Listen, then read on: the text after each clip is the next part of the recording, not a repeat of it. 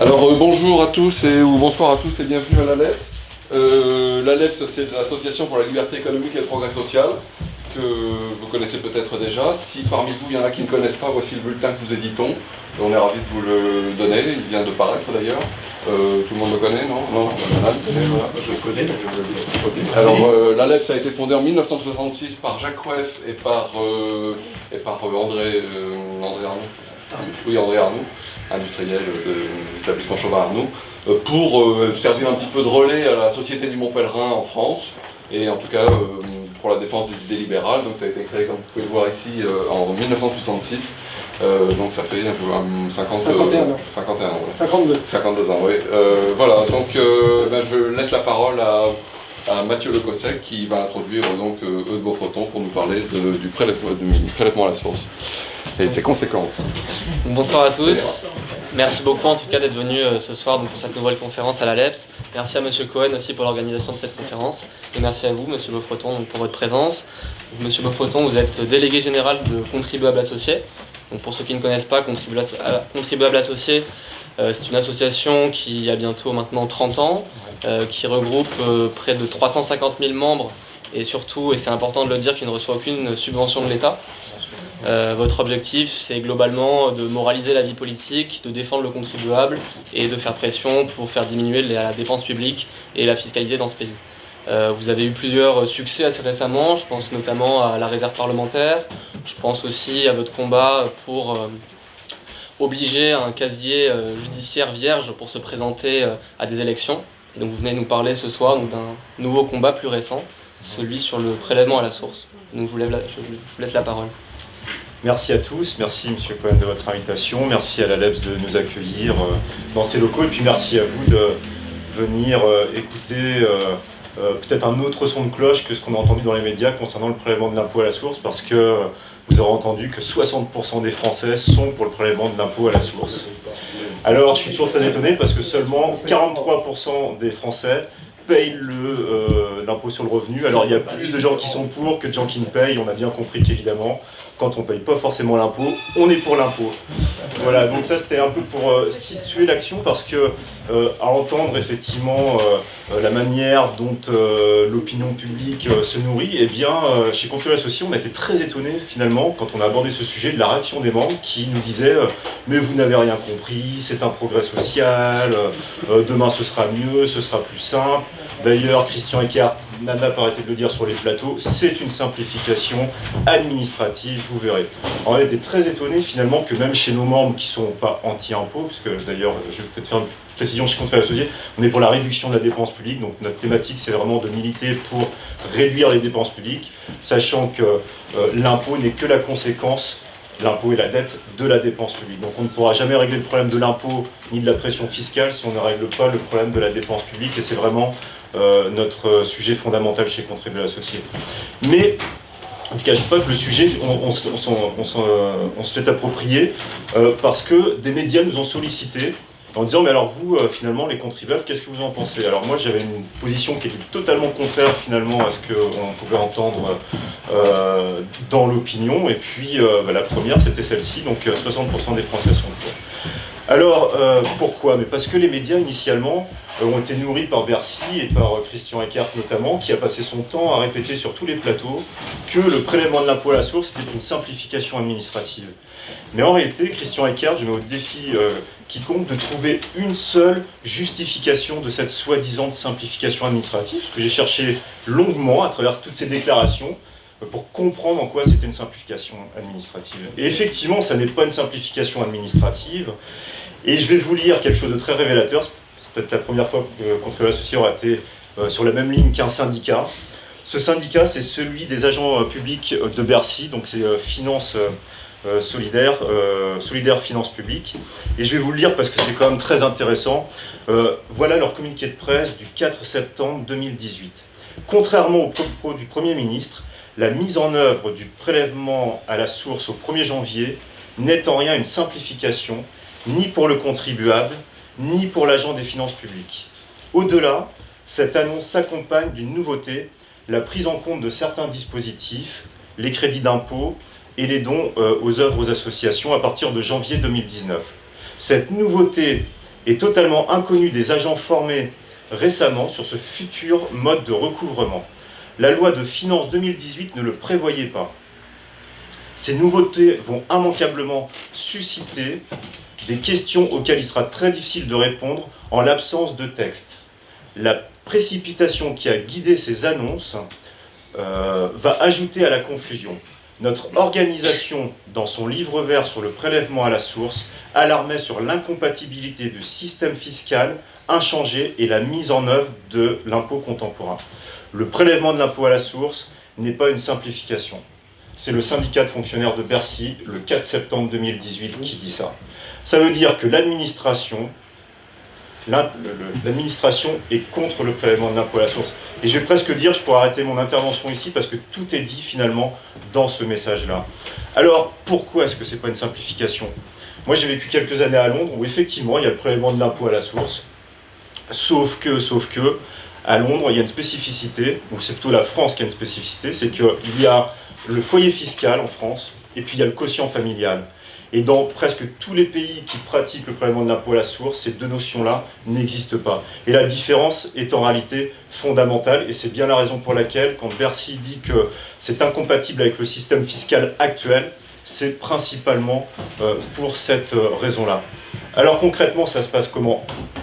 Aujourd'hui, quand on a des revenus, et je pense que tous ici vous déclarez vos revenus, eh bien, on est dans ce système déclaratif, ou d'ailleurs, lorsque vous faites votre déclaration avec la composition de votre foyer fiscal, eh bien, on additionne l'ensemble des revenus des uns et des autres, si vous avez des enfants, conjoints, etc.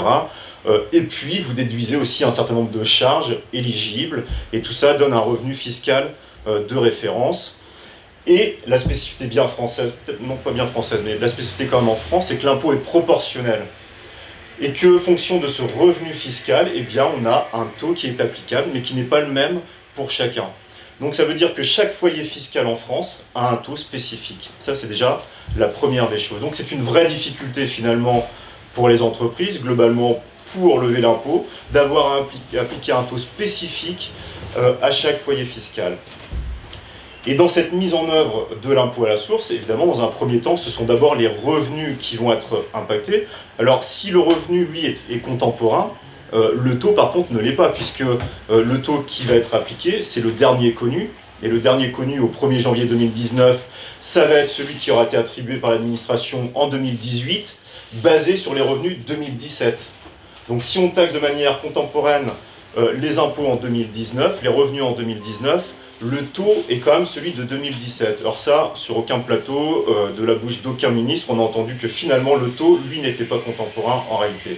Donc première dichotomie. Et il ne l'est pas pour la simple et bonne raison qu'on est dans un système déclaratif et que ce taux, c'est la conséquence du revenu de référence. Alors tout ça pour dire que dans le système à venir, puisque le foyer fiscal n'a pas sauté, parce que, j'y reviendrai plus tard, il y a peut-être une autre manière finalement de mettre en place le prélèvement des revenus de manière contemporaine, parce que ça, je crois que c'est quand même plutôt une bonne idée de vouloir prélever plutôt l'année N, les revenus de l'année N, c'est plutôt une bonne idée. Il y avait une autre manière de faire. Mais donc les freins principaux aujourd'hui, ils sont là, et c'est toute la difficulté de Bercy, c'est la raison pour laquelle Bercy s'y oppose, c'est qu'ils vont devoir gérer des situations très individuelles. Et puis à l'intérieur finalement de ce foyer fiscal dont on vient de dire que le taux qui est applicable, c'est celui de l'ensemble du foyer.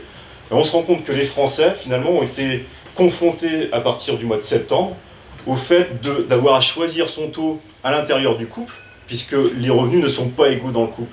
Or, le taux qui est fixé par l'administration, c'est le taux moyen de l'ensemble des revenus du couple.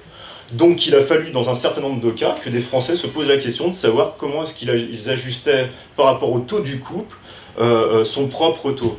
On voit bien que c'est quand même pas une simplification. Alors, une fois qu'on a dit ça, après, il y a des contraintes vraiment spécifiques dans les entreprises. Alors moi, je crois que évidemment, c'est pas une simplification pour ces raisons-là. Je reviendrai après sur peut-être des propositions qu'on peut faire. Mais le deuxième point, moi, qui me choque en tant que contribuable, mais aussi chef d'entreprise, c'est d'avoir à assumer le rôle de collecteur pour le compte de l'administration. Parce que soit je joue le rôle du collecteur en tant que chef d'entreprise, mais à ce moment-là, il faut baisser les impôts. puisque je réalise une mission pour le compte de l'administration. Ça veut dire que le coût pour l'entreprise, il doit se répercuter sur le montant global des impôts. Et alors là, en termes d'économie d'impôts, on n'en voit pas, hein, c'est-à-dire qu'on va payer exactement le montant et les entreprises vont faire le boulot. Je voudrais quand même dire qu'au départ, le coût pour l'entreprise a été chiffré entre 400 millions d'euros et 2 milliards. Ça a été chiffré par le Conseil des prélèvements obligatoires, donc on ne peut pas les taxer d'être partisans, entre 400 millions et 2 milliards d'euros pour les entreprises. C'est quand même très conséquent. Ce chiffre maintenant a été revu un peu à la baisse. En rythme de croisière, se dit-il que ça coûtera à peu près aux entreprises à peu près 350 millions d'euros par an, puisqu'évidemment, il va falloir gérer tous ces taux individuels et demander aux entreprises de régler des problèmes qui ne sont pas les siens. Alors, pour continuer un peu dans ce on pourrait appeler des dysfonctionnements, en tous les cas des étonnements, j'allais dire, au pays du bureau, eh bien la France est reine. Je m'explique. On a vu qu'aujourd'hui, à partir du 1er septembre dans le système actuel, vont être collectés l'impôt sur les revenus. Mais la difficulté, ça va être de déduire les charges, puisque celles-ci, les charges, on ne peut pas les déduire au mois de janvier, puisque l'administration ne les connaît pas.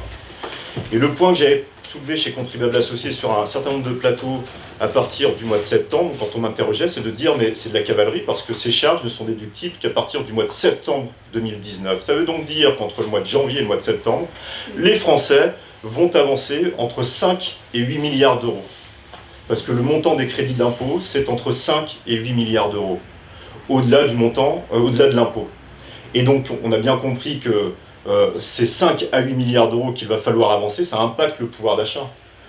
Pour un président qui a très peur à partir du mois de janvier, et puis en campagne préélectorale, à l'approche des européennes, du pouvoir d'achat, on a compris les tergiversations qu'il y a eu à la dernière minute, parce qu'au-delà des bugs techniques, il y a eu un vrai doute, un vrai flottement sur l'impact du pouvoir d'achat qu'allait avoir l'avance de ces charges.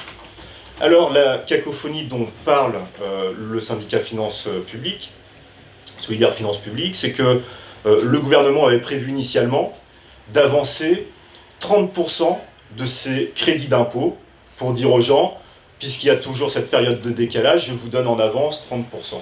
Et c'est bien la preuve qu'à la dernière minute, Édouard Philippe, à la tête du gouvernement, a pris peur, c'est qu'il a monté ce taux de 30 à 60%.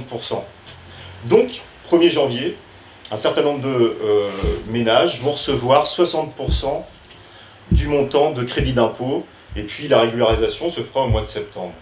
Alors pourquoi je disais qu'au pays du bureau, la France est reine, c'est que ces crédits d'impôt, dont on va avoir 60% au 1er janvier, sont calculés eux aussi sur 2017. Et donc dans un certain nombre de cas, si ces Français n'ont pas eu la dépense en 2018, ils vont recevoir un chèque de 60% d'une dépense qu'ils n'ont pas engagée en 2018 et qu'il va falloir mettre de côté pour le rembourser, parce qu'au mois de septembre 2019, Bercy va toquer à la porte en disant maintenant, moi je veux récupérer les 60% que j'ai avancés. De ça, personne n'a jamais entendu parler sur aucun plateau. C'est dire à un moment donné, finalement, l'incompatibilité de ce système de prélèvement avec le maintien du foyer fiscal et du quotient familial, parce que tout le problème est là, c'est-à-dire qu'il faut choisir soit une solution, soit une autre solution. Mais le mix des deux est de toute façon problématique. Alors dans les médias, on me disait, mais monsieur, vous n'avez rien compris, tous les autres pays le pratiquent. Bah oui, mais sauf que les autres pays n'ont pas le foyer fiscal, à part la Suisse, et le quotient familial. Mais je pense que le niveau d'impôt est tellement faible que finalement, ça ne peut pas bien faire peur d'avoir des régularisations a posteriori. Mais en France, on a bien compris que ça allait être extrêmement compliqué. Et je ne sais pas si un certain nombre de ménages a compris que s'ils n'ont pas eu la dépense en 2018, eh bien, il va falloir épargner cette somme pour la restituer au fisc au mois de septembre 2019. Alors ça, c'est pour le cas où il y aura des crédits d'impôt qui n'auront pas été engagés en 2018. Et puis il y a quand même le cas des crédits d'impôt qui auront été engagés en 2018.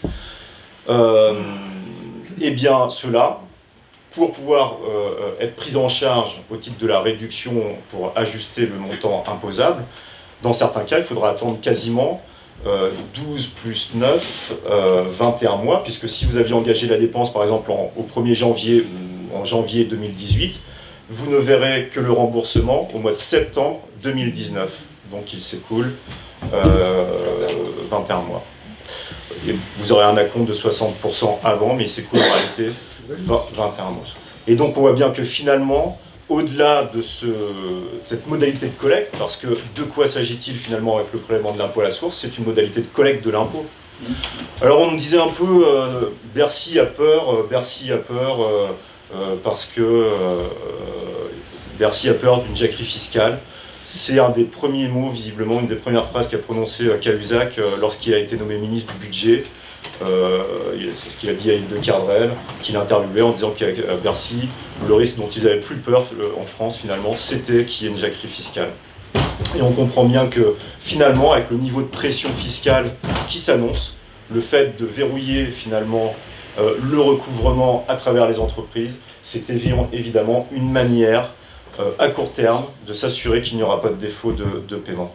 À telle enseigne d'ailleurs que dont il n'a pas été question non plus ni dans les médias ni ailleurs, et que Christian Eckert n'a évidemment pas abordé lorsqu'il a mis en place le prélèvement de l'impôt à la source, c'est qu'aujourd'hui il y a à peu près 250 000 ménages qui font des demandes de remise gracieuse de l'impôt parce qu'elles ne peuvent pas payer leur impôt sur le revenu. Ces familles-là donc demain, quand elles auront été d'abord prélevées par l'employeur via le bulletin de paye ou le bulletin de pension de retraite, eh bien, s'ils ne peuvent pas payer leur loyer ou leur plein de nourriture, il faudra qu'elles se débrouillent finalement pour trouver d'autres moyens d'assumer cette charge. Ça représente quand même, c'est pas anodin, 250 000 ménages par an, et c'est un chiffre qui est en évolution apparemment de 20% tous les ans. J'ai des ménages qui ne payent pas l'impôt. Comment ? Je ne sais pas, s'ils font des demandes de remise gracieuse, c'est qu'ils doivent le payer.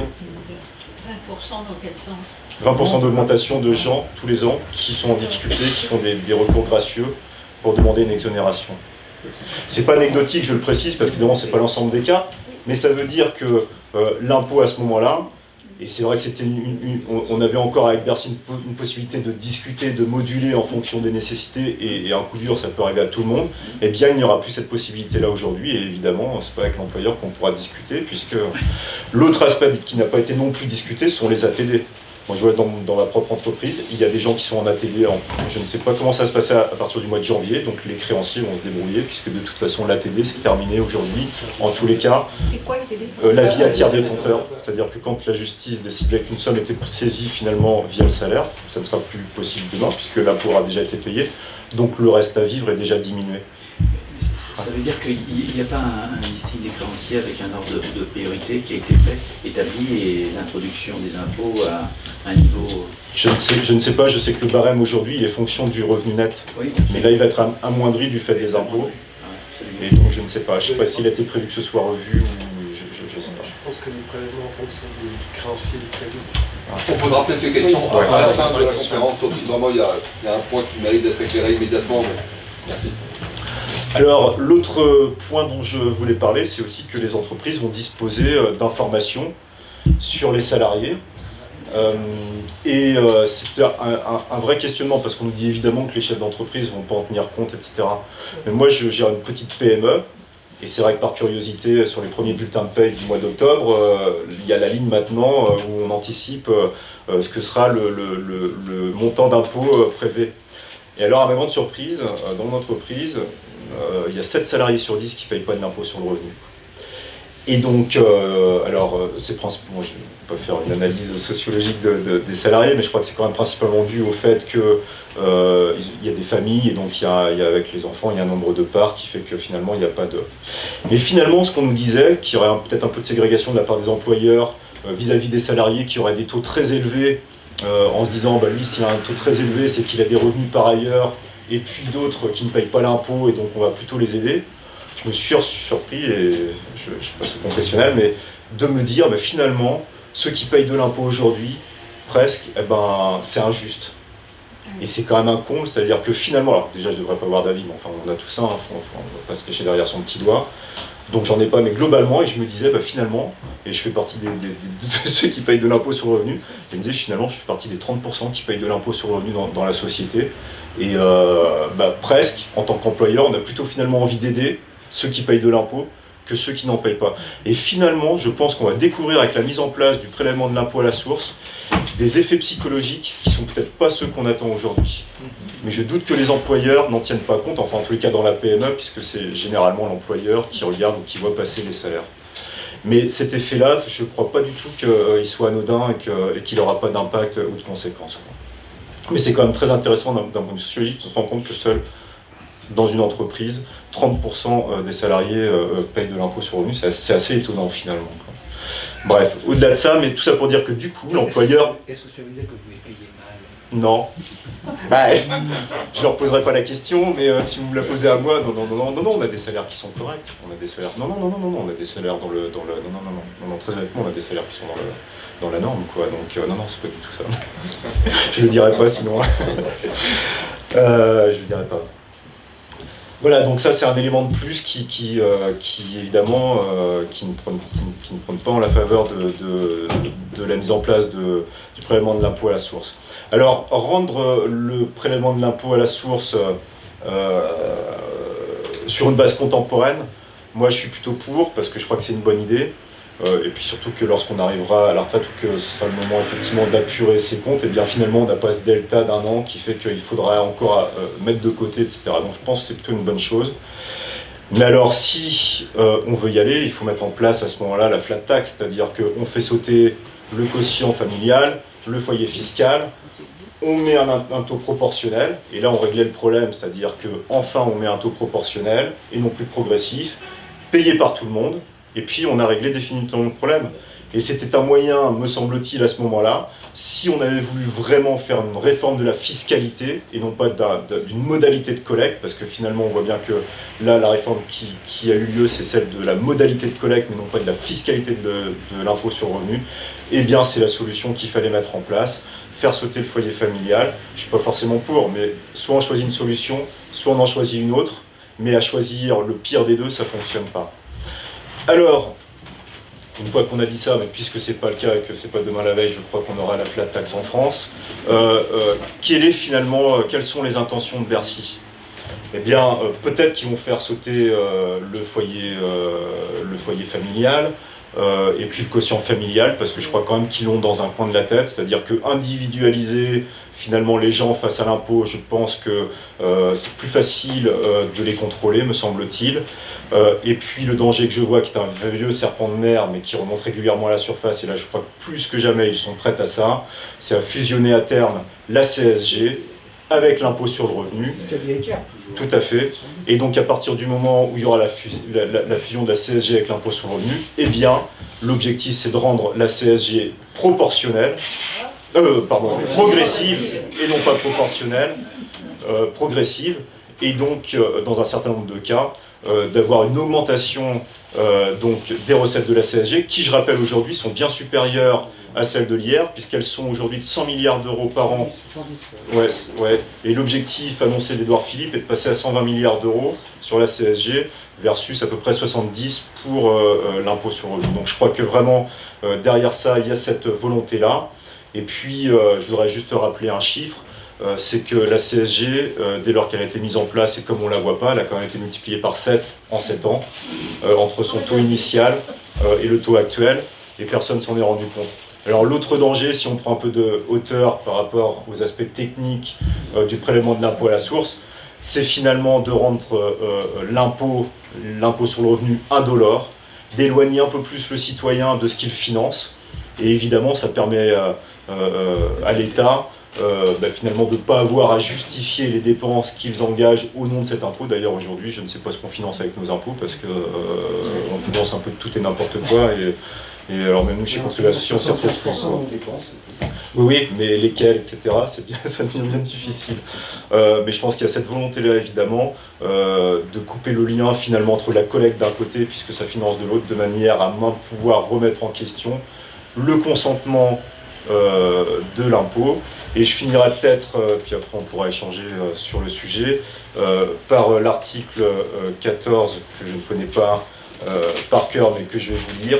Tous les citoyens ont droit de constater par eux-mêmes ou par leurs représentants la nécessité de la contribution publique, de la consentir librement, d'en suivre l'emploi et d'en déterminer la quantité, l'assiette, le recouvrement et la durée. Et là, sur ce terrain-là, force est de constater que nos libertés reculent. Voilà. Merci beaucoup, c'était vraiment passionnant. Avant de passer aux questions, je vais peut-être me faire moi un peu l'avocat du diable. Est-ce qu'on ne peut pas aussi imaginer que finalement le prélèvement à la source donne une meilleure visibilité aux salariés sur ce que l'État lui prend, comme ça a été le cas notamment quand Giscard d'Estaing a mis les charges patronales sur la fiche de paie. Là on aura l'impôt sur le revenu sur la fiche de paie. Et justement vous parliez de jacquerie fiscale tout à l'heure. Est-ce que ça ne pourrait pas permettre justement cette jacquerie fiscale et que les Français réalisent vraiment à quel point ils sont ponctionnés par l'État et avoir un effet finalement positif pour nous qui justement défendons cette liberté et espérons que les prélèvements obligatoires cessent. J'ai envie de répondre presque à côté de la question. Je pense que le problème des Français aujourd'hui, c'est un problème de niveau d'impôt. C'est-à-dire que là, on discute d'une modalité de collecte de l'impôt. Il y a d'autres moyens d'ailleurs de payer en temps réel son impôt. On aurait pu mettre en place l'impôt contemporain. À ce moment-là, les entreprises envoyaient à Bercy tous les mois le montant des revenus payés, et puis c'était collecté directement sur les comptes en banque, parce que je rappelle quand même qu'aujourd'hui 70% des Français, enfin des foyers qui sont fiscalisés, sont déjà en prélèvement mensuel. Donc finalement, il restait à convaincre 30%, et la boucle était bouclée. On n'avait pas besoin de faire intervenir les entreprises, de mettre en place cette usine à gaz. Et je pense que de cette manière-là, au mois le mois, finalement, les gens auraient vu sur leur compte en banque ce qu'ils payaient, puisqu'ils auraient eu la notion de la somme à payer, qu'ils payaient quasiment avec un delta d'une quinzaine de jours. Et à mon avis, c'était bien plus simple que de mettre en place cette usine à gaz, et ça pouvait permettre effectivement de prévoir finalement la charge. D'ailleurs, ceux qui ont des bulletins de paie, vous regarderez, le montant des charges a disparu bizarrement. On ne voit plus le montant des charges patronales, il n'y a plus qu'un total général, et il n'y a plus le détail des charges patronales qui sont payées. Je trouve ça très bizarre. Donc maintenant, on se rend plus compte que l'employeur paye des charges patronales. Vous regarderez, c'est vraiment très surprenant, quoi. Donc en termes de clarification de ce qui est payé par les uns par les autres, une information. Au début des années 80, l'idée, principalement chez les libéraux, était de dire que si on fait apparaître sur le bulletin de paye les charges patronales et salariales, automatiquement les salariés prendront conscience de l'importance des charges.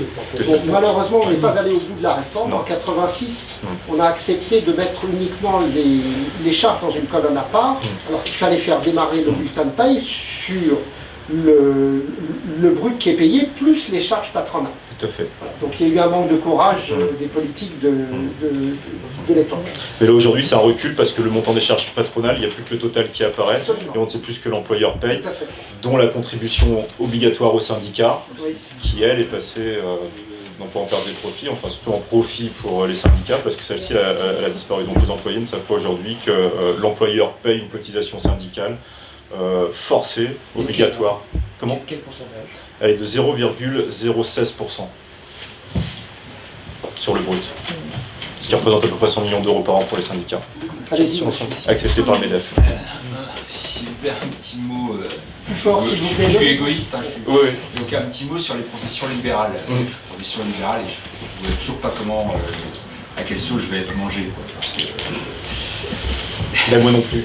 Je sais pas. Plus-value mobilière aussi. Oui, je sais. Ça me paraît complètement absurde, parce que chaque mois est différent. C'est pas chaque mois, c'est chaque trimestre. Attendez, monsieur, s'il vous plaît. Laissez la personne. Oui, s'il vous plaît. Chaque exercice est différent, donc je vois pas comment on peut anticiper. J'ai essayé de me renseigner auprès de ma comptable. Plus fort, s'il vous plaît. J'ai essayé de me renseigner auprès de ma comptable qui n'a pas été foutue de me renseigner. Elle ne sait pas comment ça va marcher. Enfin voilà. Quoi. Je pense que c'est un vrai sujet. Je ne sais pas s'il y a une réponse aujourd'hui. Je ne saurais pas dire. Faudrait que je ne sais même pas si l'administration sait y répondre. Si ce n'est à faire des déclarations évidemment mensuelles et qui entraînerait un taux qui lui va devenir mensuel, c'est-à-dire que vous allez avoir 12 taux dans le mois, 12 taux dans l'année, pardon. C'est ce que j'imagine, ouais, mais... Je suppose, sinon ça suppose une avance de trésorerie éventuellement, parce qu'à mon avis c'est plutôt passé dans ce sens-là. Question juste ici. Il y a monsieur là.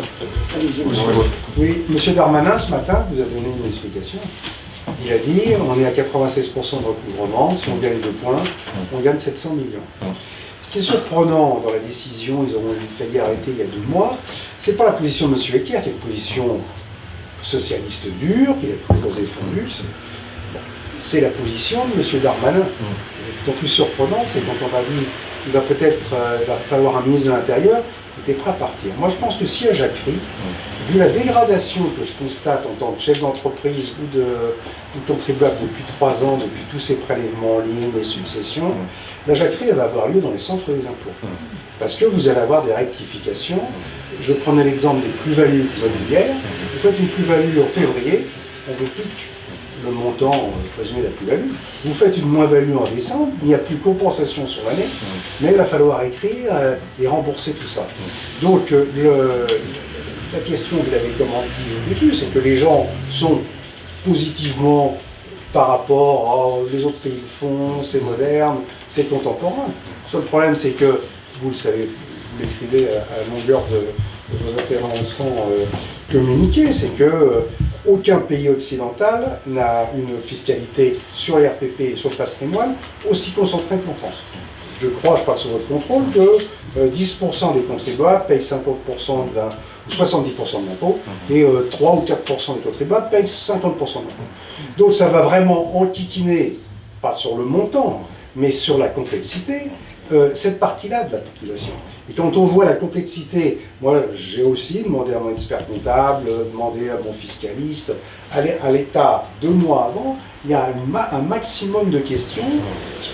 Vous allez avoir à gérer votre raconte sur votre retraite, sur votre salaire, mais vous allez devoir à gérer votre raconte sur les revenus fonciers éventuels, sur les plus-values immobilières sans compensation, avec les trucs. Donc ça va faire un travail. On espérait que Bercy allait un peu diminuer le détail, mais à mon avis, il va falloir engager des gars, et puis pas des mauvais, des gars pour gérer tout ce pataquès. Et on peut même se demander s'il n'y a pas y avoir un problème, non pas de finances publiques, parce que ça représente que 5 milliards ou 6 milliards d'IRPP, comme vous l'avez rappelé, mais les premiers mois, ça va être une gabegie. Je crois aussi, mais c'est là où on voit que c'est tout sauf une simplification. Mais non, ça, personne ne l'a cru, ça, vraiment, la simplification. Si, les gens, globalement. Oui, mais les gens qui ne payent pas, ou les gens qui ont juste un de mes fils, les enfants idiot, charmant, salarié, salarié, il me dit, mais... Salarié, salaire, c'est truc. Mais dès qu'on a un peu de revenus fonciers, dès qu'on a un peu compris. Oui. Je pense que les gens croient à la simplification, mais fort, s'il vous plaît. Les gens croient à la simplification. Ce que je ne comprends pas, c'est votre a priori positif sur le prélèvement à la source. Est-ce que vous connaissez les effets pervers qui existent dans les autres pays? Ah non, mais j'ai pas d'a priori positif. Hein. Ah si, j'ai dit sur le côté contemporain. C'est-à-dire de ne plus avoir ce décalage entre le moment où effectivement on a des revenus et d'attendre plus d'1 année pour payer les impôts qui correspondaient. C'est-à-dire qu'on peut payer effectivement le mois suivant l'impôt qui est dû sur le revenu du mois précédent. C'est-à-dire qu'on peut payer au mois de février l'impôt qui serait dû sur le revenu du mois de janvier. Ça, je trouve que c'est plutôt positif de ne pas avoir ce décalage-là. Ensuite, moi je le pense, je veux dire, après, pourquoi vous prenez par exemple le cas de quelqu'un qui est en situation salariée.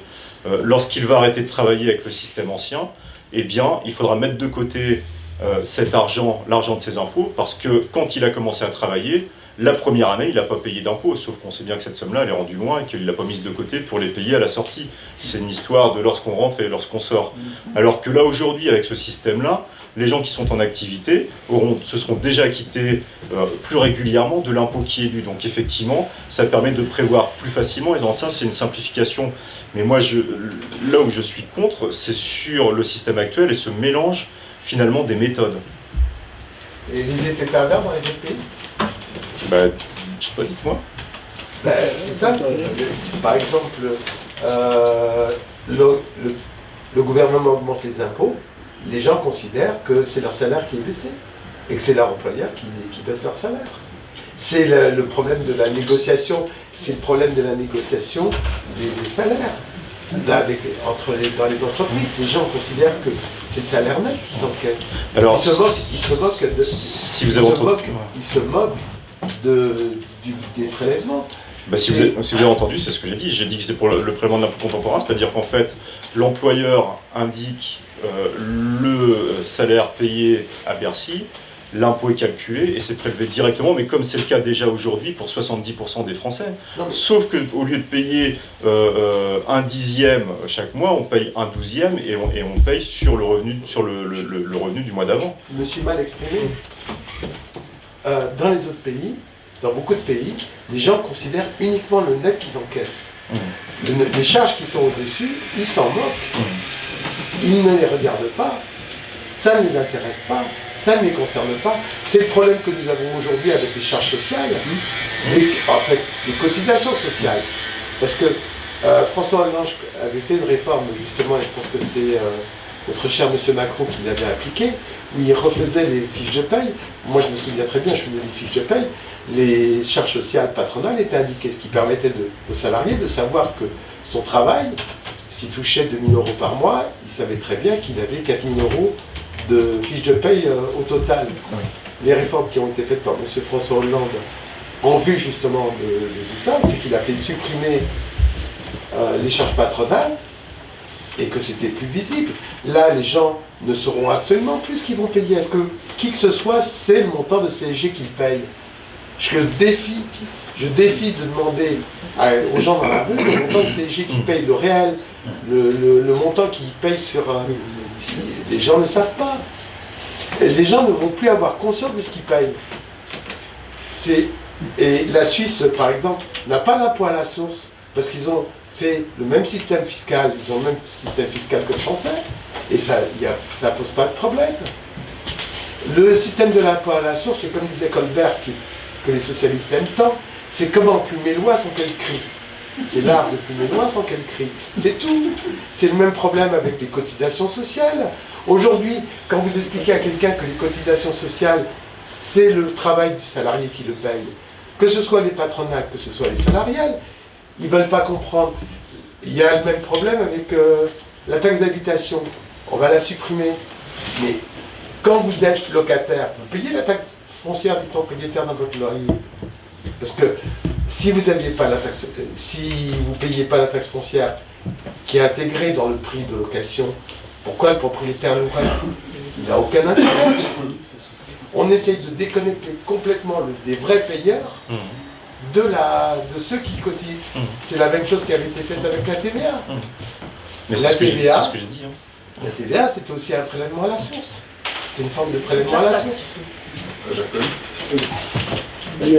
Tout le problème derrière, c'est le salaire complet. Tout à fait. Qui a été refusé par les politiques depuis plus de 30 ans, parce que le salaire complet, obligatoirement, amènerait les gens à se poser les vraies questions sur l'importance des charges sociales et leurs applications. D'ailleurs, si je peux me permettre, si vous avez édité des bulletins de paie, vous le savez, depuis quelques mois, il y a une obligation qui est d'indiquer la réduction, enfin en tout cas ce que les salariés ont gagné en pouvoir d'achat, dû à la suppression des charges sur les salaires. Pour aller dans le sens que vous indiquiez, ce qui n'a pas été indiqué, c'est le montant supplémentaire que les salariés ont payé de CSG, puisque la CSG a augmenté pour les salariés dans le même temps. Et donc, dans toute la malhonnêteté du gouvernement, il y a une obligation pour les employeurs d'indiquer le montant de pouvoir d'achat gagné de par la réduction des charges, mais pas le montant payé en plus de CSG. C'est dire la malhonnêteté aujourd'hui sur le bulletin de paye qu'on peut observer. S'il vous plaît. Oui. Oui. Ce que je voulais dire, c'est qu'il y a plusieurs années, il y a un chef d'entreprise, M. Axel Arnoux, qui dans son entreprise avait établi le salaire complet, où apparaissaient tous les éléments dont on vient de discuter. Tout à fait. C'est le petit-fils du fondateur de l'ALEPS. M. Axel Arnoux, moi, m'avait dit que ça avait contribué à bien assainir le climat social dans l'entreprise, parce que pour une fois, les salariés savaient exactement ce que l'entreprise dépensait quand ils touchaient 100 francs. Elle dépensait 200 francs. Pardon, 200 €. Mais tout l'enjeu là, c'est de rendre cet impôt-là indolore, et puis à terme de le fusionner avec la CSG, qui va devenir progressive. Qui serait un impôt, parce que Rocard était à 1%, c'était pour toucher des revenus touchés avec comme le capital. Vous avez dit que c'était passé de 1 à 7. L'ensemble des prélèvements sociaux sur le revenu du capital, on est le seul pays d'ailleurs qui fait ça, et maintenant 17,7. Et on a un certain nombre de partis politiques de gauche, comme de droite qui disent les retraités, même la droite n'ose pas dire les actionnaires se sont pris un 7 sans contrepartie de CSG. Regardez les LR ou ce qu'il en reste, tous ces trucs-là, c'est catastrophique. On parle des retraités, au bataillon. Tout à fait. Mais on est maintenant à 17,7 sur toute l'assurance vie, tous les PEA, tout ce qui est frappé par la CSG ou la CSG. Vous vouliez rebondir? Je voulais poser une question pratique, parce que moi je gérais une entreprise de 10 salariés. Je gérais une entreprise de 10 salariés. Je faisais mes déclarations sociales tous les trimestres. Aujourd'hui, ça va se passer comment pour une petite entreprise de moins de 10 salariés qui va devoir faire ses déclarations tous les mois? D'autre part, non, j'ai d'autres questions, mais ça n'a rien à voir. Est-ce que ça sera aussi, ça c'est par rapport à la liberté, ils n'ont pas l'intention de mettre en place le revenu minimum et de le donner systématiquement, quelles que soient les personnes, parce qu'ils sont toujours en train de dire qu'il y a 40% des personnes qui ne touchent pas les aides qu'ils devraient toucher. Peut-être que ces gens n'ont pas envie de les toucher. Ça, ils ne se sont pas posé la question. Et est-ce que c'est pas pour mettre en place le revenu minimum et faire plus de contrôle sur les gens? Parce qu'en réalité, c'est toujours les mêmes qui vont être contrôlés. Et ceux qui avaient vraiment des fortunes, ils sont partis à l'étranger depuis longtemps. Donc, Ils repartiront. Et repartir en plus. Le chef patrimonial qui fait Oui, tout à fait. C'est un attaque contre les gars. Oui, vous avez abordé la question de la jacquerie fiscale avec comme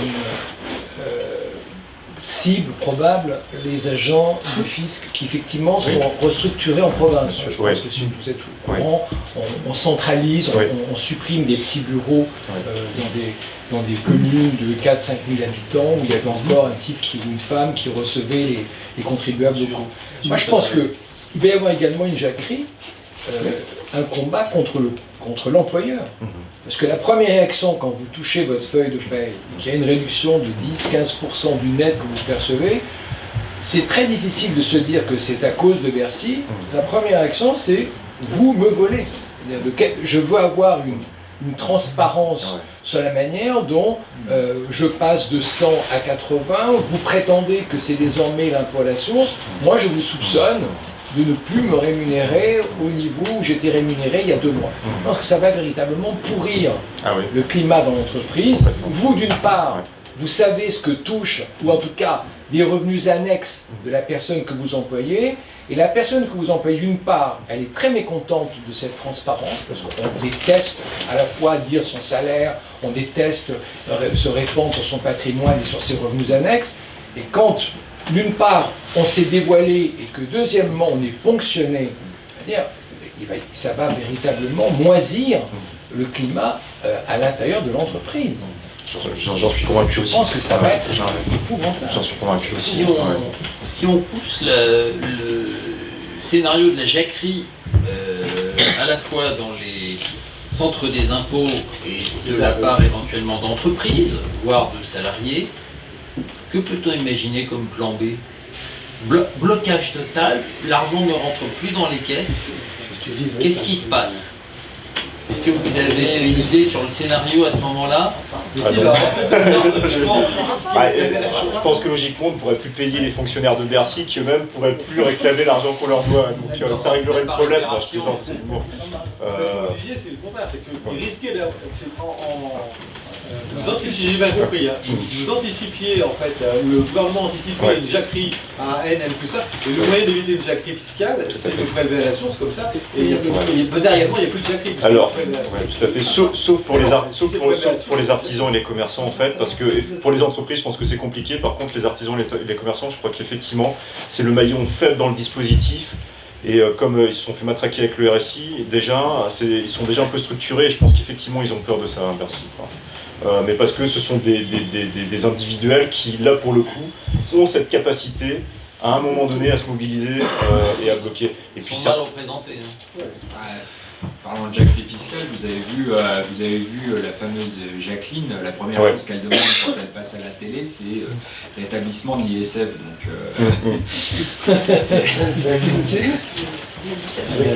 Il y a la Bretonne qui appelle à manifester le 17 novembre. Alors d'ailleurs c'est intéressant parce que du coup la ministre, la chargée de l'écologie, ou la secrétaire d'État a répondu sur exactement, et puis maintenant on commence à dire que c'est l'extrême droite, etc. Ce qui à mon avis, à mon avis ça n'a rien à voir, c'est-à-dire que je pense que dans le camp du gouvernement, ils instrumentalisent pour diviser, parce que je pense qu'ils ont réellement... s'est répandu sur ce sujet. On ne peut pas l'empêcher d'aller à la messe le dimanche et puis de faire des cours dans le même magasin de quoi. Non, mais ce que je veux dire c'est que aujourd'hui, je pense qu'il y a un vrai mouvement de colère. Je vous le distribuerai, d'ailleurs, nous on avait fait un triptyque sur la fiscalité automobile et l'explosion aujourd'hui des taxes, et dont celle de l'essence. Je vais vous le distribuer, vous verrez, vous serez effarés de ce que ça coûte par an, même si vous ne roulez pas, ça vous coûte 1 500 € par an. Mais aujourd'hui, eh bien, ça se concentre sur des gens qui ont un pouvoir d'achat réduit, qui n'ont pas d'autre solution, et là ils sont coincés. C'est-à-dire qu'autant quand on a des revenus, etc., on n'est pas encore coincé, parce que le problème finalement de la fiscalité à la française, et des niches notamment, c'est qu'on donne toujours, comme disait je ne sais qui, derrière chaque niche il y a un chien. Et donc c'est que finalement, et je le vois bien, je comprends. Moi je me souviens il y a quelques années, quand on était à peu près encore à 40% de prélèvements obligatoires, j'entendais des gens qui disaient moi si ça augmente d'1%, je descends dans la rue, etc. À 46% de prélèvements obligatoires, ils sont toujours chez eux, quoi, parce que finalement ils ont encore peur d'avoir moins demain que ce qu'ils ont aujourd'hui. Là, la situation concernant les gens qui se révoltent sur les taxes sur l'essence, ils sont au bout du bout, quoi. Ils ne peuvent plus faire autrement, quoi. Et là, je pense que là, pour le coup, c'est réellement dangereux, quoi. Et je pense que vous avez à double combinaison. Vous avez à la fois la taxe sur l'essence, et il y a une chose en province, moi je vais souvent en province, c'est désormais l'incertitude sur l'espérance de vie de son véhicule. De quelle manière quelle est la durée de vie de ce véhicule? Quand est-ce que je vais devoir autoritairement m'en défaire parce que c'est un diesel, c'est un hybride, etc. Je pense qu'il y a les gens qui valorisaient leur véhicule d'occasion à 5 000 €, 6 000 €, du jour au lendemain, le truc vaut zéro. C'est l'aspect diesel. Oui, mais enfin, l'aspect diesel, à mon avis, ils ne vont pas s'arrêter au diesel. Dans la perspective écologique, c'est l'essence, le diesel qui sont des vecteurs de pollution, mais ça c'est autre chose. Mais je pense que c'est un facteur d'inquiétude qui est récent et qui est d'une brutalité extrême. Anne Hidalgo a interdit l'an dernier les véhicules antérieurs à 1997 pour leur rentrer dans Paris, par exemple. Ce qui se passe sur la TIPP, c'est que la TIPP est contraire à l'aménagement du territoire, dans la mesure, où ça on le sait depuis 25 ans, dans la mesure où ce sont les gens en province qui ne mettent pas plus de temps que nous à Paris, mais qui roulent beaucoup plus. Vous savez bien qu'à Paris, 60% des gens n'ont pas de véhicule. Bon, il y a cet aspect-là. Moi, je voudrais avoir confirmation que l'État n'est pas prêt pour le prélèvement à la source. Il y a un certain nombre d'articles, vous savez qu'il y a eu un grand budget qui a coûté plusieurs centaines de millions au niveau des salaires, des traitements de l'armée. Le voit, voilà.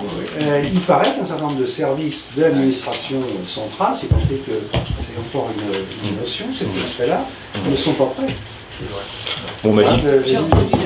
J'ai lu des choses, je ne sais pas si c'est. Je ne sais pas. Ils sont pas sûrs du logiciel. Le plan B de mon camarade et ami à côté, on ne le voit pas et on est tous plus ou moins quand même assez experts sur le sujet, sinon on ne serait pas là ce soir. Bien sûr. Le mois de janvier, ce que vous avez dit, 5 milliards, dont on va pouvoir peut-être les récupérer sur le crédit d'impôt, complexité et surtout climat dans les entreprises et baisse instantanée du pouvoir d'achat vont faire que le début d'année va être quand même très difficile si tant est qu'on puisse s'en sortir par la suite. Je suis d'accord, mais je suis d'accord aussi avec monsieur de dire que les gens qui sont confrontés à un changement de véhicule par exemple aujourd'hui, quand on n'a pas la trésorerie, c'est pas de mesure sur l'électrique qui va permettre d'acheter un véhicule, c'est quand même la réalité, que là c'est une fiscalité d'ailleurs dont on sait qu'elle est pas du tout destinée à la transition écologique, ça a été confirmé encore dernièrement, donc finalement ce dont on se rend compte aujourd'hui, c'est que tout ça sont des prétextes pour taxer un peu plus. L'histoire du prélèvement de l'impôt à la source, ça intervient quand même, alors que les impôts ont augmenté de 80 milliards d'euros depuis 2012, c'est quand même ça la réalité, 80 milliards d'euros depuis 2012, c'est une pression extraordinaire sur les Français. Et pour les ménages, ça a augmenté quasiment de 40 milliards d'euros en pression fiscale en l'espace de 5 ans. C'est incroyable, c'est une pression qui est incroyable. Comme le déficit n'a pas réduit, c'est-à-dire qu'en face, les gens en ont profité. De toute façon, alors après, dans les dépenses de l'État, hier, point d'immigration. Une personne à la fois est plus fort. Monsieur Darvisley, vous aviez quelque chose. Non, je disais que Plus fort, s'il vous plaît. face aux violences, j'allais dire, de la population consécutive à cette augmentation des taxes sur l'essence, les mesurettes qu'ils annoncent pour essayer de remettre le couvercle sur la casserole sont sans doute contre-productives. Parce que si le type qui pensait revendre sa voiture, je dis 7-8 000 euros, pour en acheter une qui coûte 30 000, ça ne vaudra plus rien. On lui dit, ah ben mon vieux, t'as plus ta bagnole et on te donne 2 000 euros de prime. C'est de la provocation. Il ferait mieux de rien faire du tout. Ah, le marché du neuf ne fonctionne pas si le marché de l'occasion ne fonctionne pas. Enfin, Et alors les concessionnaires sont formels. Et l'incertitude est, comment dire, est entretenue par quelque chose d'autre. Je le voyais tout à l'heure, j'étais en avance, je suis allé prendre un café au bistrot du coin, je regardais mon téléphone, comme la plupart des gens de nos jours, et il y avait de la pub sur, non, c'était que choisir. Les essais des 150 dernières bagnoles qui sont sorties au cours des 3 dernières années. Mais il y a énormément de diesel. Hein. Il n'y a pas tellement de choix de trucs hybrides ou autres. Il y a très peu de modèles. Donc les gens se posent des questions, naturellement. Bien sûr. Mais là, j'allais dire encore une fois, c'est quand même l'histoire de la fiscalité française qui sert d'incitation ou d'orientation. Enfin, quand on met un peu les choses dans l'ordre, le diesel, l'État a poussé à un moment donné à ce qu'on acquiert des véhicules à moteur diesel. C'était la même chose avec les chaudières à basse condensation. Puis l'année d'après, on nous dit qu'il faut plus faire ça, mais faire de l'électrique, et ci, et ça. Mais j'ai presque dire l'immobilier. Les principales mesures de défiscalisation aujourd'hui, c'est pour inciter à devenir propriétaire ou à faire de l'investissement immobilier. Or, aujourd'hui, avec la suppression de l'ISF, qu'est-ce qui reste? On a des patrimoines qui sont constitués majoritairement d'immobilier. Et c'est ce qui reste, c'est-à-dire dans pince-mi, pince-moisson dans un bateau, une fois qu'on a fait tomber l'ISF, il reste l'immobilier, et c'est l'immobilier qui est taxé. Mais c'est quand même, c'est proprement injuste, je trouve, irresponsable, et je m'étonne que les gens, enfin moi mon père Tarjeta, il a plutôt fait de l'immobilier, il se retrouve aujourd'hui mais truffé d'immobilier parce qu'il ne savait rien faire d'autre. Mais non, je suis désolé, on a incité les gens, et à un moment donné, ah ben si, on a fait des cadeaux à l'immobilier, on les reprend un peu pour pouvoir aller dans l'appareil productif, pour arriver au niveau de nos concurrents principaux. Je suis pas d'accord. Non mais là c'est de la politique, c'est pas de la fiscalité. Ah mais quand vous avez des ménages qui à un moment donné, pour défiscaliser, ont accepté des programmes, et aujourd'hui... Regardez depuis 30 ans l'évolution de l'immobilier à Paris par rapport à l'évolution de la bourse productive. Non mais je veux dire, c'est pas les mêmes personnes, ces personnes-là ne savent pas faire de bourse. Mais non, je suis désolé. Les mêmes, moi je suis chef d'entreprise, le nombre de gens qui m'appellent en me disant t'as pas un job pour mon fils. Je dis mais où t'as mis ton épargne? T'es aussi riche que moi. Ah ben je l'ai mis dans l'immobilier. Donc j'ai nourri l'immigré, j'ai nourri le portugais, et puis aujourd'hui on n'arrive plus à exporter. Donc l'immobilier a été, on en a tous, hyper gâté. On revient à un niveau normal par rapport aux actions. Je vais vous dire que les actions, les PEA de Berry-Global étaient à 0. Maintenant, on a 17,7. Mais voilà, mon propos n'était pas celui-ci, c'était de dire que l'État n'a pas à faire des incitations fiscales et qu'il y a un moment donné, il y a un revenu, il y a un taux, et il n'y a pas à orienter les Français dans des dispositions, qu'elles soient écologiques, immobilières, ce qu'on veut pour après leur dire finalement, une fois que vous avez fait ces choix-là parce qu'on vous y a aidé, maintenant on vous coince et vous êtes exactement, on vous matraque. C'est dans ce sens-là que je dis ça. La politique immobilière, quand on analyse les 15, 20, 30 dernières années, vous avez quoi? D'abord, il faut remarquer que dans la dépense publique immobilière, celle dont on parlait, on est quand même assez élevé dans le classement en Europe. 50 milliards, c'est important. Deuxièmement, on fait tout ce qu'on peut pour freiner la construction, c'est-à-dire l'offre, et on essaye de solvabiliser la demande. Quand l'offre est contrainte et que la demande est solvabilisée, ça fait quoi? Ça ne fait pas d'immobilier, ça fait des hausses de prix. Voilà ce qu'on paye. Il y a des choses intéressantes. Si vous vouliez intervenir, Pardon, pourquoi est-ce que les chefs d'entreprise ne se sont pas manifestés? Le MEDEF n'a pas dit grand-chose. Est-ce que vous avez des représentants, enfin, un représentant de contribuables au MEDEF qui a compris la gravité de ce qui va arriver à ces chefs d'entreprise? Non, et je vous cache pas. Je peux demander aux gens de ne pas faire d'aparté et qu'il y ait une seule personne qui parle à la fois. Tout le monde a le droit de parler, mais les uns après les autres. Merci. C'est pas très libéral. Non, bah écoutez, moi j'ai essayé de rencontrer Geoffroy de Bézieux, je vais envoyer 2 courriers. J'ai même, je ne vous cache pas, au tout départ, dans la mise en place du prélèvement de l'impôt à la source, je me suis dit qui sont nos alliés, qui sont nos ennemis. Et avec nos alliés, j'ai essayé de prendre rendez-vous avec tout le monde, alors avec les syndicats, Finance Solidaire, Solidaire Finances Publiques, le MEDEF, etc. J'ai eu de réponse de personne. Et je ne peux pas vous dire pourquoi. Et le MEDEF, c'est vrai que je les trouve... Il n'y a pas un mot, ça va quand même coûter aux entreprises autour de 400 millions d'euros. Je ne comprends pas.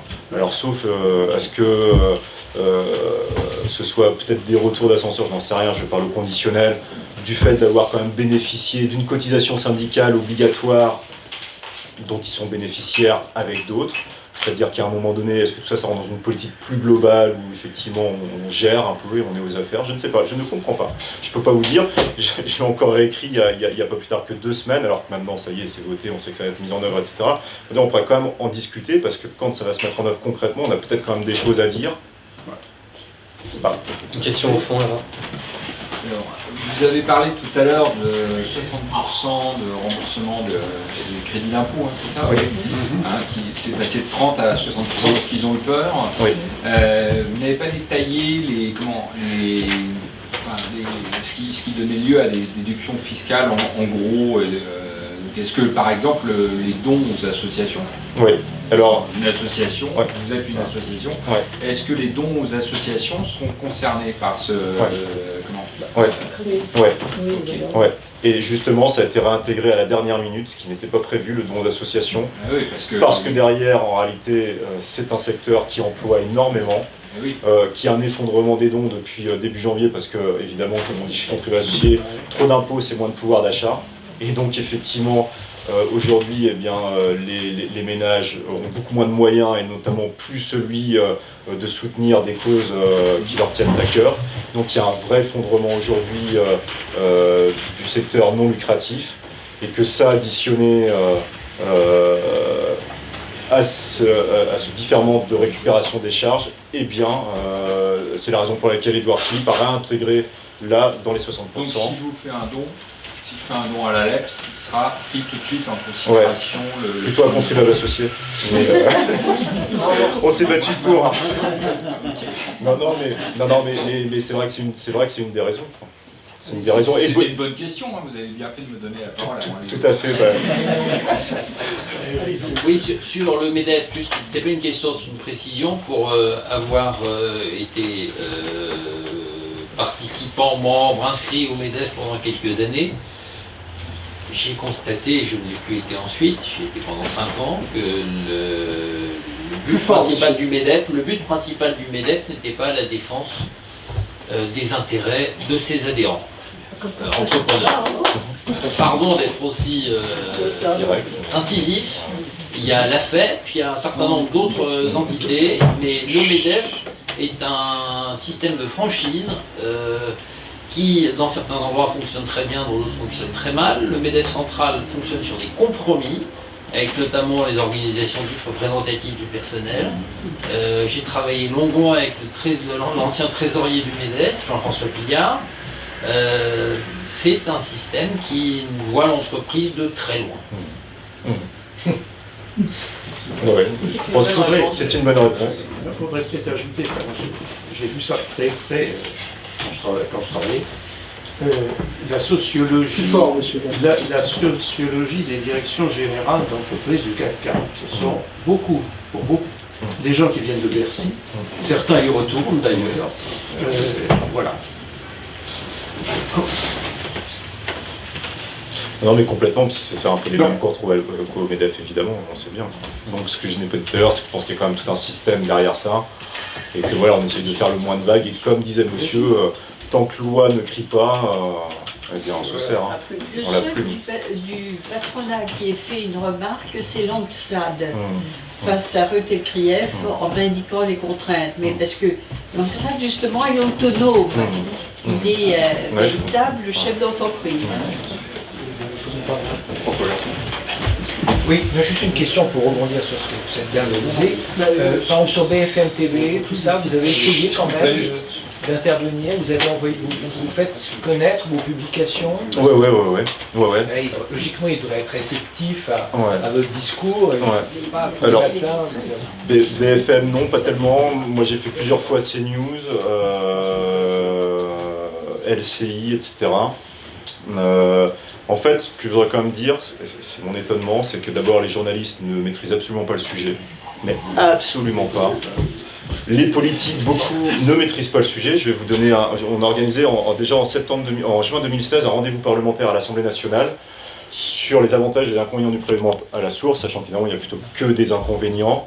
Eh bien, c'était stupéfiant de voir des députés qui, en arrivant à ce rendez-vous parlementaire, à cette réunion, me disaient je viens voir parce que je ne sais absolument pas quoi penser du prélèvement de l'impôt à la source. Mais vraiment, ils arrivaient, c'était un peu, on arrive à la cantine, c'est qu'est-ce qu'on mange ce midi, quoi. Vraiment, c'était ça, et en ressortant, et c'est des gens qui ont voté, et c'est différent, je tairai les noms, parce que, et les journalistes, j'ai fait RTL un matin, et j'étais interviewé d'ailleurs après par Pascal Praud, qui a découvert en m'entendant à 6h dans la matinale, l'histoire des 5 à 8 milliards d'euros que les Français allaient avancer. Et il m'a dit, mais je ne savais pas ça, quoi. Et donc, venez me l'expliquer, etc. Et donc, je suis allé l'expliquer sur le plateau. Et alors, Elisabeth Lévy qui était là, alors évidemment, on sait bien qu'ils se répartissent les rôles entre les opposants pour faire monter un peu les sujets, etc. Et qui me disait, mais mon pauvre monsieur, mais 5 à 8 milliards d'euros, mais tout le monde s'en fout, parce que de toute façon, mais les Français, mais par rapport aux 70 milliards d'euros, ils vont les payer comme ça. Mais j'ai dit, mais madame, mais vous demandez de faire un effort de 5 à 8 milliards d'euros aux Français, et vous dites que ça coûte rien, que c'est pas grave, c'est pas un problème, etc. Mais vous vous rendez pas compte, quoi, vous vous rendez pas compte, quoi. Et c'est les mêmes qu'on retrouve, on est à la télévision, quoi. Enfin, je m'excuse, on connaît la rémunération des journalistes, etc., etc. Enfin, je trouve ça d'une arrogance, d'une condescendance. Je veux dire, c'est ne pas connaître la réalité de ce que vivent les gens sur le terrain. C'est pas vrai que des familles, quand il va falloir qu'elles avancent peut-être entre 12 et 21 mois des charges, elles en ont les moyens comme ça. Elles vont devoir mettre cet argent de côté pour le récupérer ultérieurement. Et le temps où elles mettront pas, où elles devront mettre cet argent de côté, elle n'injectera pas dans l'économie. D'ailleurs, ça a été chiffré à un moment donné. On dit que le fait que le prélèvement de l'impôt à la source se mette en place à partir du 1er janvier, ça va peser sur la croissance et il commence à le chiffrer en pourcentage assez conséquent. Donc c'est une réalité. Aujourd'hui, les gens, comme ils ne savent pas, effectivement, alors à contrario de dire qu'on peut prévoir, il y en a d'autres qui ne pourront pas prévoir, donc ils rangent le porte-monnaie, puis ils vont attendre. Moi, je pense qu'on va avoir un trou d'air d'un point de vue économique pendant au moins 6 mois, que les gens se rendent compte finalement, une fois que la vague est passée, qu'est-ce qui reste? Est-ce qu'il reste encore les voiles, le mât? Est-ce qu'on a chaviré? Est-ce que le bateau s'est retourné? Non, mais j'en suis convaincu. Au moins pendant 6 mois, il va y avoir un gros trou d'air, et puis quand les gens auront repris leurs esprits pour voir à peu près retrouver des repères, je pense que la machine repartira. Mais les européennes seront passées, et je pense que d'un point de vue électoral, il risque d'y avoir une sanction quand même. Je pense quand même que l'incertitude sur l'automobile vient aggraver le climat de pré-panique. Ça cristallise. Ça tombe au À Paris, on ne sent pas, parce que comme vous l'avez dit, 60% des Parisiens n'ont pas de véhicule, mais vous sortez du périphérique, les gens ont nécessairement 2 voitures. Bien sûr. Bien sûr. Non, mais ce qui ajoute également à l'incertitude, si je peux me permettre, ce qui ajoute à l'incertitude, c'est qu'on a l'impression qu'il y a dans le plus fort, monsieur Citron, on a l'impression que dans le parti En Marche, mais ça n'est qu'une impression, je suis sûr que c'est plus vicieux que ça. Vous avez des frondeurs comme sous Hollande. C'est-à-dire que vous n'avez pas une semaine où il n'y a pas une innovation fiscale qui est présentée par un député. Que ce soit les taxes sur les chèques vacances des comités d'entreprise, les gens enrichissent du déficit, ça. Où il y a des trucs sans arrêt toutes les semaines. C'est très bizarre. Après tous les jours, quand même. Non, mais c'est-à-dire plusieurs fois par semaine, effectivement. Alors, est-ce que c'est un truc qui est refilé par le gouvernement à un député pour qu'il le dépose l'autre? Ça, j'en sais rien. On finit par avoir des soupçons. Tout ça crée le climat d'incertitude, parce que ça, j'allais dire, ça n'arrête pas, effectivement. Mais c'est une mode, on avait 5 fruits et légumes par jour, maintenant on a une taxe par jour aussi, et bientôt on va avoir 5 taxes par jour. Vous allez voir. Ce qui est intéressant, c'est que dans le rapport Attali et d'autres rapports antérieurs, mais je parle du rapport Attali parce que Macron était rapporteur, ça fait quand même 40 ans qu'on dit, indépendamment de l'évolution du poids de la fiscalité et de son niveau, il faut un peu de stabilité. Les gens savent à quoi s'en tenir. Et là, on est à l'opposé de ce truc-là. Pardon, cette situation-là, les nouvelles taxes qui sont envisagées, c'est surtout le signe évident de la dégradation des finances publiques. Tout à fait. de la dépense publique, qui a augmenté cette année de 25 milliards et l'année prochaine de 20 milliards quand même. Hein. Donc 45 milliards d'euros en 2 ans. Quoi. Alors, ça serait intéressant que vous fassiez un petit tableau différent de ceux que l'on voit parfois sur l'affectation de cette augmentation de dépenses. Parce que vous avez quand même, si on fait des projections, les retraites. Bon, vous avez 2% et quelques d'inflation, 0,3% d'ajustement. Au bout de 4-5 ans, ça fait des économies, qu'on le veuille ou pas. Vous avez le point de la fonction publique, les fonctionnaires râlent parce que c'est bloqué, ça a été débloqué à la fin de Hollande, mais ça a été bloqué à ça. Donc tous les gens râlent parce que la dépense publique n'est pas suffisante. Or, cette dépense publique augmente, ça va où ? Je pense que la machine à redistribuer marche à plein. Et que effectivement on va chercher dans la poche de ceux qui ont le plus les moyens pour aider ceux qui en ont le moins et il faut bien reconnaître que le nombre de ceux qui ont moins de moyens grandit. Alors après les origines, les causes, etc. Chacun les connaît. Mais la réalité c'est quand même ça, c'est que la machine à redistribuer marche à plein. On dit que Macron est libéral, moi je dis que c'est un socialiste quand il s'agit d'impôts. La machine à redistribuer n'a jamais autant marché qu'actuellement. En marche, c'est en Marx. Ouais, c'est vrai. Mais si vous voulez, et ça c'est invisible, ça se voit pas en fait. Je voulais rebondir une seconde sur ce que vous disiez sur l'attitude des journalistes. Le fait qu'il n'y ait pas beaucoup d'appétit pour vous inviter ou des choses comme ça. C'est-à-dire qu'en dehors du mépris dont vous faisiez état ou de l'inculture fiscale de tous ces gens-là, il y a quand même le fait que si je me mets dans la peau du journaleux de base, défendre les contribuables, c'est défendre ceux qui payent des impôts, c'est les riches. Non, mais eux font déjà partie quand même d'une certaine caste, il faut être honnête. Quand je vous parlais de l'envers du décor, avant d'entrer sur un plateau, je veux dire, tout le monde est très à l'aise, on est dans un entre-soi, etc. Enfin, je sais pas quel est le niveau moyen de rémunération, on est pas loin des 10 000 euros. Tout ça, ça va bien dans ce petit monde-là. D'ailleurs, les journalistes ont quand même un régime fiscal assez étonnant, hein, je veux dire. Donc voilà, alors évidemment, je veux dire, quand ils arrivent sur le plateau, quand ils parlent des Français, parce que tous parlent au nom des Français, mais je veux dire, lesquels, et encore une fois, là, on est bien à Paris, quoi. Je veux dire, et quand on est sur une chaîne à Paris, on est à Paris, on n'est pas en province, on n'est pas confronté aux réalités, etc. Et là, on est dans deux mondes totalement différents, et je pense qu'ils ne perçoivent pas. Et puis après, l'opinion, il y a ce qui... Moi, si vous saviez le nombre de coups de téléphone, où quasiment on passe des commandes. C'est-à-dire que nous, alors de temps en temps, on traite de populistes de tout ce qu'on veut quand on disait certaines vérités. Maintenant que le vent a tourné depuis 2012, ils font 10 fois pire ce que nous on disait à l'époque. Alors bon, voilà. Et puis maintenant, de temps en temps, j'ai des appels sur des commandes. C'est-à-dire qu'on me dit, ce serait bien si vous pouviez dire ça. Mais quand je parle de ça, ça m'est arrivé avec France 2 il n'y a pas si longtemps, en disant, moi je cherche un contribuable, mais il faudrait qu'il nous dise ça, et puis que ce soit la famille, elle soit comme ça, et comme ça, et comme ça, et comme ça. Mais on est là. Donc ce que je veux dire, c'est qu'en plus, je pense que l'opinion, elle se fabrique aussi, quoi. Et les médias ont une responsabilité, les médias nationaux. Et alors, quant à l'indépendance et à l'objectivité, je pense qu'on en est très, très, très loin. Vous savez, c'est simple. Un jour, je suis allé faire une partie de golf avec un ami journaliste. J'ai payé mon fils plein pot, 32 €, il a payé 12 €. Ben voilà. Il avait une carte d'amicale de journaliste golfeur. Mais c'est quand même une réalité de cette France à deux vitesses.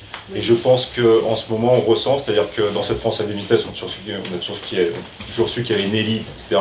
Mais je pense que même aujourd'hui, les classes moyennes, les classes supérieures se font rattraper. Et finalement, on est en train de se faire distancer de cette certaine élite qui est au pouvoir. Et là, je pense que plus que jamais, c'est un peu le déclassement pour tout le monde. Et là, maintenant, ça commence à faire mal. Et ça grince et ça coince, quoi. Et je pense que tout le monde est descendu d'un cran. Et que quand on a un peu de marge, parce que les dépenses publiques nous le permettent, eh bien, ça va. Et encore, dans les dépenses publiques, je ne parle pas d'éventuelles remontées de taux, parce qu'on a quand même 2200 milliards d'euros d'emprunts, avec des taux variables. Et aujourd'hui, on sait que les taux sont quasiment pas négatifs, mais pas loin. Et que si ça remonte, et que logiquement ça devrait remonter, parce qu'on est arrivé au bout du système, ça va remonter. Il faut quand même savoir que les seuls intérêts de la dette aujourd'hui, c'est le deuxième poste budgétaire de l'État. Exactement. Sauf que ce qui n'est pas dit aujourd'hui quand même, c'est que les Français ont 12 000 milliards de patrimoine et que la garantie finalement, et je pense que tout le monde a reçu sa petite notice en début d'année de sa banque, qui dit qu'au-delà de 100 000 €, les fonds ne sont pas garantis. Tout simplement parce qu'il va bien falloir renflouer les banques si jamais le système faisait faillite. Et pour répondre à votre question de tout à l'heure, je pense que le plan B en réalité pour l'État, c'est que s'il ne peut pas payer ses créanciers, eh bien il y a un moment donné, c'est les banques qui vont collecter sur les comptes au-delà de 100 000 euros, et puis donc ce sera le contribuable qui a des avoirs qui va être sanctionné. Donc en fait, qu'on soit contribuable avec une casquette ou qu'on ait des avoirs à la banque et avec l'autre, de toute façon, on est le mouton à tondre. Et je pense que le plan B en réalité, il est ici, et ça fait 2 ans que ça s'est organisé, cette réglementation, et que maintenant une banque peut, en cas de difficulté, prélever au-delà de 100 000 euros. Donc seuls 100 000 euros sont garantis. Donc, une banque avec Sapin 2. Ouais, tout à fait. 2008, c'était 70 000. Mais c'est la réalité. Donc il faut répartir dans plusieurs banques parce que si vous allez au-delà, etc.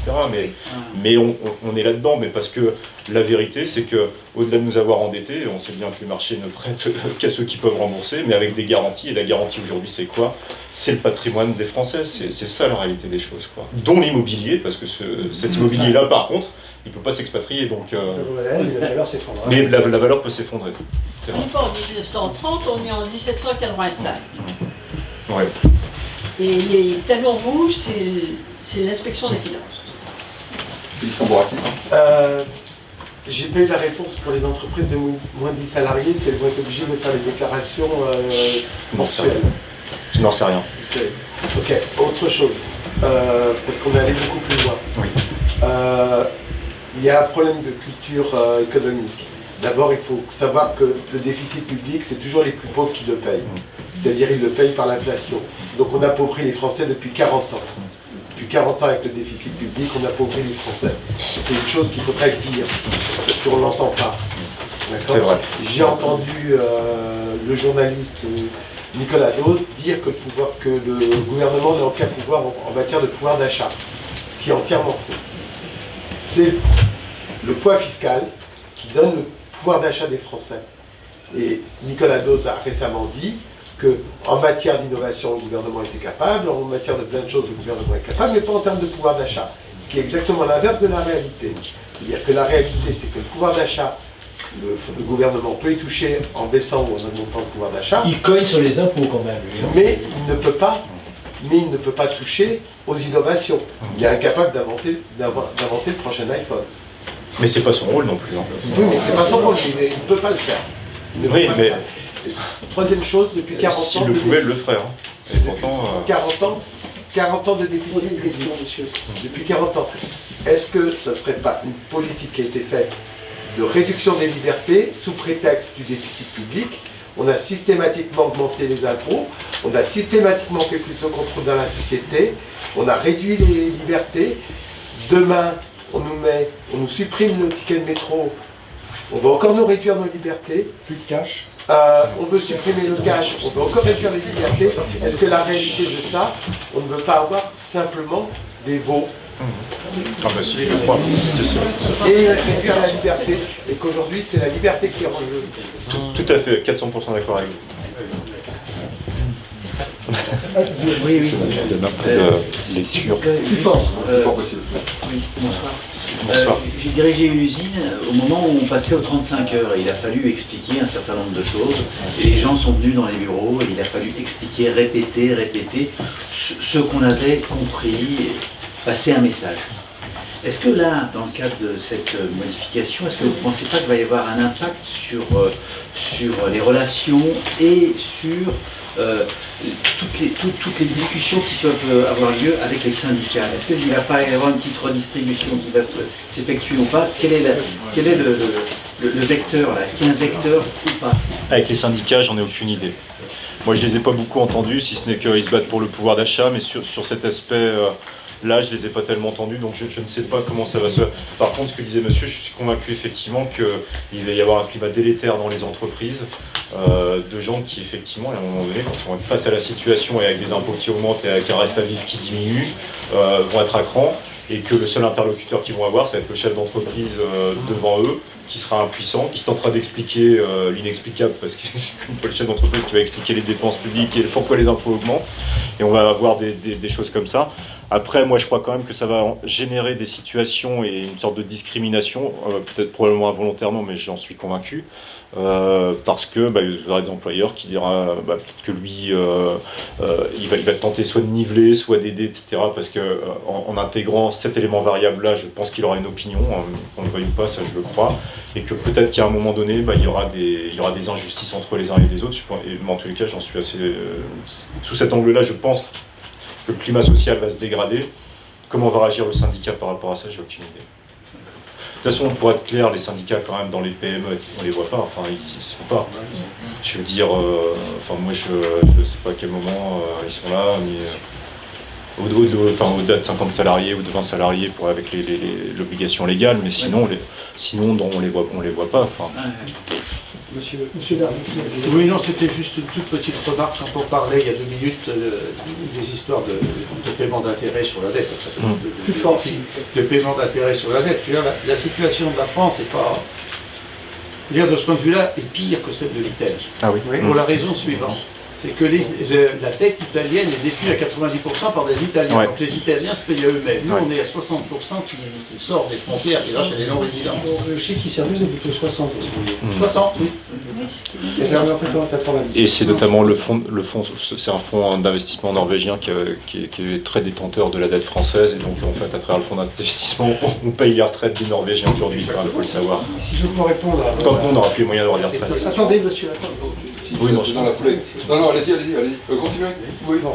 Je reviens justement d'Italie. Je me suis fait exactement la même conclusion. Il y a 3 éléments supplémentaires qui font qu'en Italie, même si les routes ne sont pas respectantes, c'est qu'ils ont un potentiel fiscal.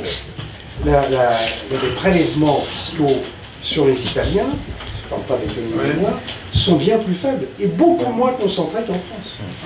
D'autre part, ce qu'on ne dit jamais avec le fameux Salvini, Le Pen là-bas, entre guillemets, ça reste à voir, c'est que là-bas, vous n'avez pas, quand vous êtes immigrant, j'étais à Catane, qui est la porte d'entrée.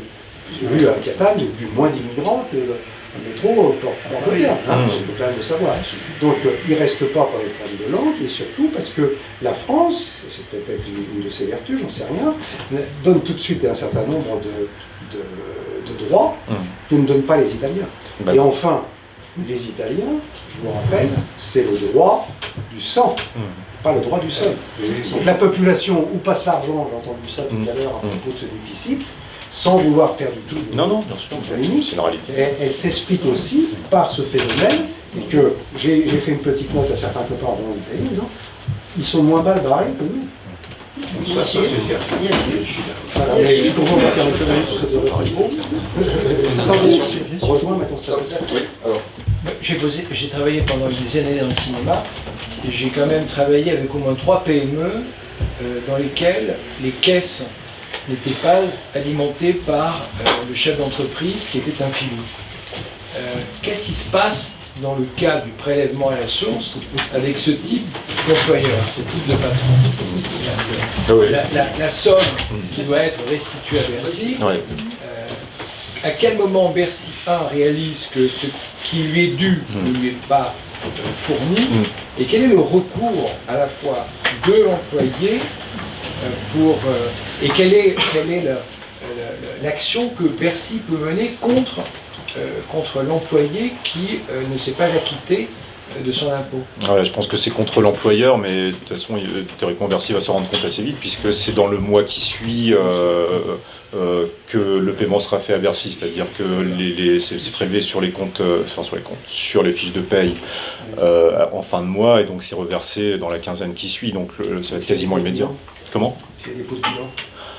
C'est comme pour les charges, l'URSSAF, tout ce que vous voulez. Après, il y a un delta qui n'est pas payé, ça se perd des profits. Mais nous avons déjà la réponse au niveau de l'URSSAF, puisque l'URSSAF exige la part salariale des charges. Oui, mais il peut y avoir. La réponse est déjà là. On va s'arrêter, vraiment désolé. Merci beaucoup. Je voudrais juste Je vous ai écouté. On s'arrête bientôt. S'il vous plaît, le problème aussi qui est soulevé derrière, c'est toute la puissance de Bercy et du directeur général des impôts qui tient absolument à cette réforme. C'est M. Parent? Oui, absolument. Oui. Alors, pour quelle raison Bercy tient-il à cette réforme? L'Union européenne peut-être? Non. C'est la puissance donc de. Parce qu'il a été nommé par le plan d'administration fiscale. Parent a été nommé par équipe. Et puis l'argent c'est le nerf de la guerre, quoi. C'est-à-dire qu'à un moment donné, l'argent c'est le nerf de la guerre. Et qu'aujourd'hui, les élus, les politiques, l'administration ont plus de capacité à lever de l'impôt qu'à réduire les dépenses et à gérer un budget. Je crois que la réponse elle est ici et que c'est tout simplement ça. Et ils commencent par se payer eux-mêmes avec un statut qui les favorise et la boucle est bouclée en ce qui les concerne. Voilà. Est-ce qu'il pourrait s'arrêter? On va s'arrêter là, vraiment désolé. Merci beaucoup. Merci. C'était vraiment très intéressant. J'en profite juste 30 secondes. Le mouvement Students for Liberty les Affranchis a édité ce livre-là. On a beaucoup parlé aussi de liberté ce soir. Une anthologie donc, de 17 textes de libéraux que vous pouvez retrouver à la sortie. Il y a Constance qui tient le stand gratuitement, donc on vous l'offre. Donc voilà. Et encore merci en tout cas pour cette intervention. C'était Merci. Merci.